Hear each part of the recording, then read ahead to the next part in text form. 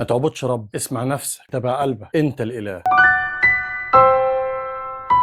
كلام بيتهيأ لك انه تنميه بشريه، بس ده اخطر فكره ماسونيه اتزرعت في عقولنا وبدات تتحقق حوالينا. الماسونيه مش بس بتحارب الدين، دي عايزه تستبدله خالص وتخلي الانسان هو الاله، هو صاحب القرار المطلق، هو الحكم الاخير. يعني الماسونيه خصوصا في درجاتها العليا ما بتكتفيش انها تفصل الدين عن الدوله خالص، اللي في توجه فلسفي بيقول لك ان الانسان هو محور الكون، الانسان هو من يصنع الخير ومن يصنع الشر، الانسان هو الاله بنفسه. والمقصود هنا مش الاله بالمعنى الديني، ولكن إله التحكم المطلق، التحكم الكامل، إله مفيش فوقيه سلطة ولا دين ولا كتاب. طب إزاي بيهدوا فكرة الدين؟ دايما الماسونية بتسخر من الأديان في الإعلام والفن، دايما تحولت الرموز الدينية لمسخرة في الأفلام وسكريبتات. الشيوخ والقساوسة ورجال الدين عامة دايما بيتصوروا على إنهم جهلة أو متطرفين، دايما بينشروا فلسفة الذات العليا. كل حاجة دلوقتي بقت إيه؟ اتبع نفسك، اسمع صوتك الداخلي، اعبد ذاتك. بينما الأديان السماوية كلها تقول لك اسمع صوت ربنا مش صوت نفسك بس.